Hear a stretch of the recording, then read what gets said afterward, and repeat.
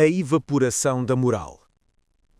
Nas épocas de reação triunfante, vemos os senhores democratas, sociais-democratas, anarquistas e outros representantes de esquerda segregar moral em quantidades industriais, como aquelas pessoas que, com o medo, se desfazem em suor.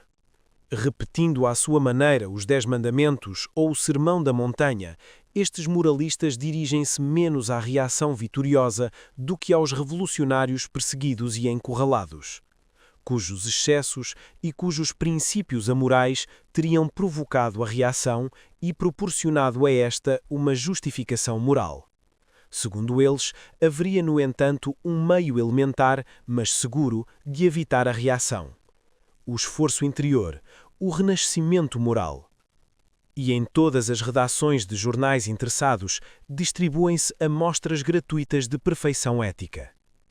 Este tipo de prédica, tão empolada como falsa, tem a sua base social, de classe, na pequena burguesia intelectual, a sua base política na impotência e na desorientação perante a reação e a sua base psicológica no seu desejo de superar a inconsistência de cada um, envergando uma barba falsa de profeta. O procedimento favorito do filistino moralizador consiste em identificar os modos de agir da revolução e da reação, e o seu êxito escora-se em analogias formais. O tsarismo e o bolchevismo tornam-se irmãos gêmeos. Pode-se ir ao ponto de descobrir uma semelhança de gêmeos no fascismo e no comunismo. Pode-se estabelecer o rol dos caracteres comuns ao jesuitismo e ao comunismo.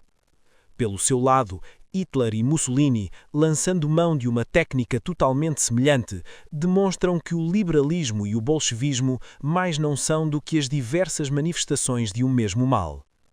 A ideia segundo a qual o stalinismo e o trotskismo são, no fundo, idênticos, encontra hoje em dia a maior audiência. Congrega os liberais, os democratas, os piedosos católicos, os idealistas, os pragmatistas, os anarquistas e os fascistas. E quanto aos stalinistas, só por efeito do acaso não podem ainda juntar-se às fileiras desta nova frente popular. É que estão muito absorvidos precisamente com a tarefa de exterminarem os trotskistas. Estas aproximações e estas identificações caracterizam-se essencialmente pela completa ignorância dos fundamentos materiais das diversas tendências, quer dizer, da sua natureza social e, consequentemente, do seu papel histórico objetivo. Em vez disso, aquelas são apreciadas e classificadas segundo índices exteriores e secundários, ou mais das vezes, segundo a sua atitude para com este ou aquele princípio abstrato, a que o classificador atribui uma significação particular. Para o Papa, os franco-maçons, os darwinistas, os marxistas e os anarquistas são irmãos de sacrilégio, pois todos eles rejeitam a Imaculada Conceição. Para Hitler, o liberalismo e o marxismo são gêmeos, pois tanto um como o outro ignoram o sangue e a honra. Para o democrata, gêmeos são o fascismo e o bolchevismo, por se recusarem a curvar-se perante o sufrágio universal, etc.